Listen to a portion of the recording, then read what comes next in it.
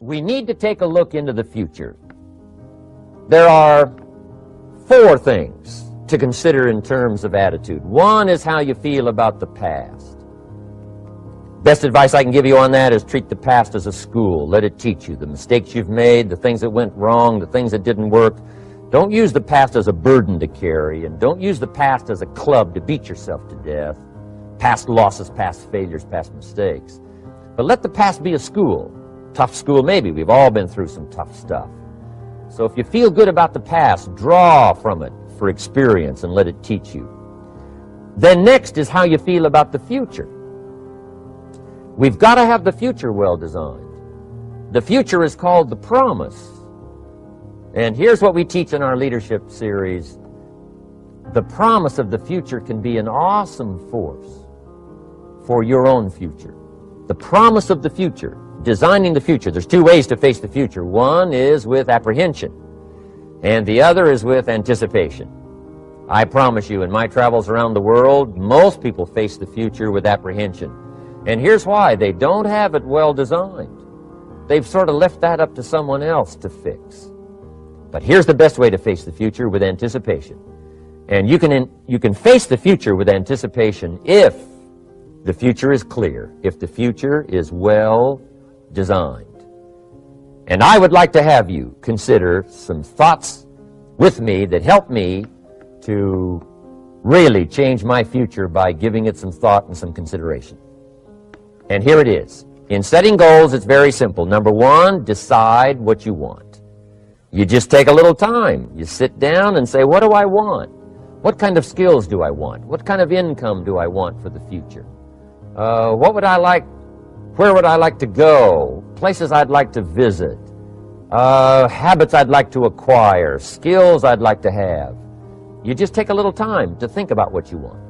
Economics, friendships, people you'd like to meet, places you'd like to go. You just take some time. And then I suggest, when you've thought about what you want for the future, make a list. Just jot it all down. It's really a very simple process.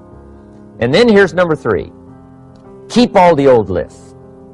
I'm telling you, this served me so well, keeping my old list of goals. I look back now 10, 20 years ago at goals I set, lists I made, and I smile now because here's what I thought was so important, 20 years ago. Now some of those things aren't even on my list. I've got a new list. I've grown, I've changed, I've matured. But I give you that advice. Decide what you want. Number 2, write it down. Number 3, keep the old lists. And then here's number 4. When you get something that's on one of these lists, check it off. Part of the fun of having a list is checking it off. And then if you can add some drama to checking it off, see, that's what really helps. I set a goal to go to Spain many, many years ago. And when I finally made my first trip to Spain, I had that journal with me that had that list in it. And while I had my journal on my lap, waiting for the wheels to touch down in Madrid, I waited until the wheels touched the runway, and I checked it off. Just adding a little drama. So, part of the fun of having a list is checking it off. Now,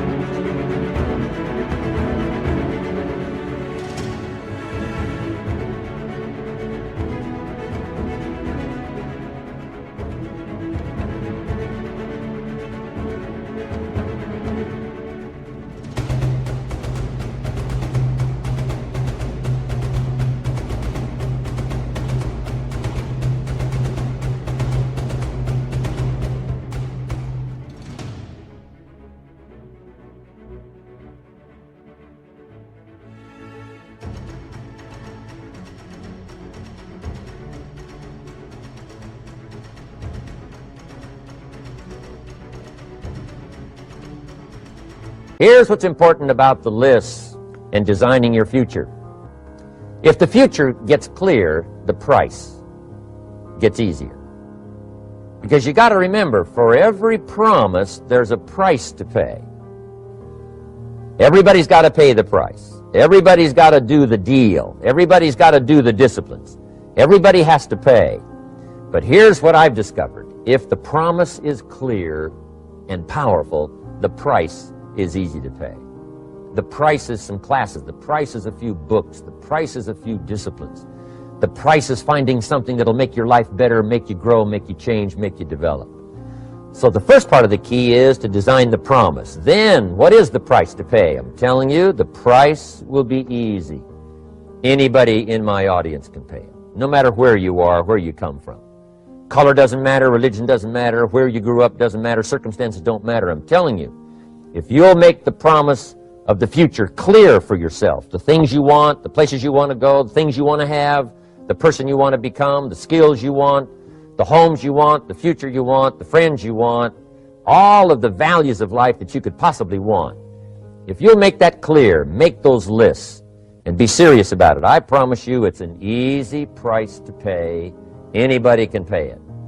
And the best advice I can give you is, if I can do it, you can do it. Farm boy from Idaho, raised in obscurity, I changed my life, turned it upside down, turned it all around, found economics, found future, found promise, and if I can do it, you can do it. So, start setting your goals and see if you can't get a better excitement going for the things you want to accomplish for the future.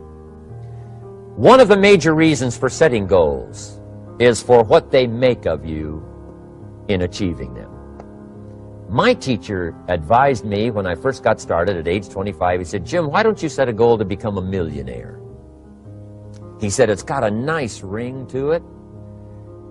You know, enough zeros to impress your accountant." And he said, "I'm here to help you. You're only 25 years old. You've been to 1 year of college. You've got a beautiful family, every reason to do it. Why don't you set a goal to become a millionaire?" And he said, "Here's why." And I thought, he doesn't need to teach me why. Wouldn't it be nice to have $1 million? He said, "No, then you'll miss it." He said, "Here's why. For what it will make of you to achieve it." I'm telling you, that statement changed my life. Set the kind of goals that will make something of you to achieve them.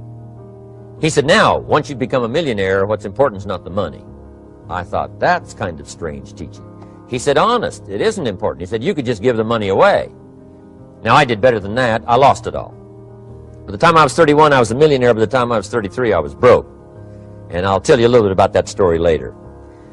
But when I lost all my money, guess what? I found out Mr. Schoaf was right. What was valuable was not the money. What was valuable was what I became to earn the money.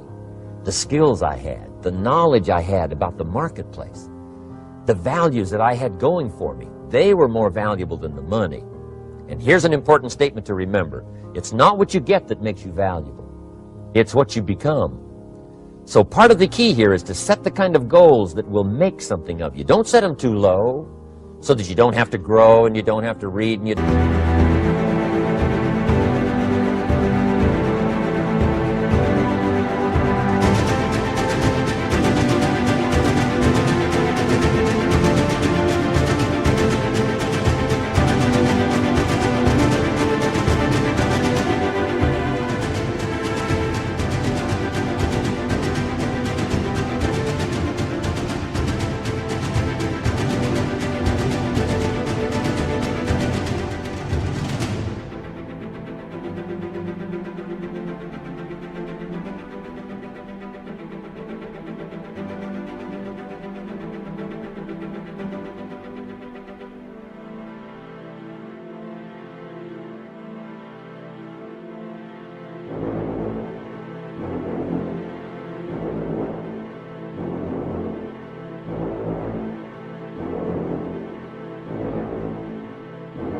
have to try and you don't have to stretch. Don't set them too low.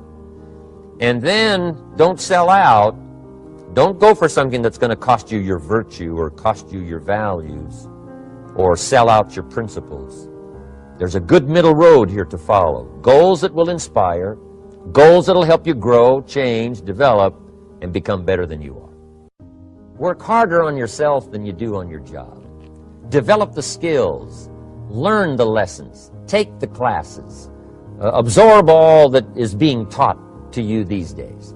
And then later on, of course, you can sort it out, what's valuable to you and how to refine it for your business and for your life and for your future. But the main thing is to get it and start this process of personal change, personal development. And let me say it one more time. If you will change, everything will change for you. You'll never be the same. You'll keep growing. As you look back on a few months, look back on a few years, you won't believe the progress you can make. Economically, your relationship with your family, your friends, and whether you're in sports or economics or whatever, I'm telling you, that whole process of committing yourself for personal change, personal value, can really make your life unique and worthwhile.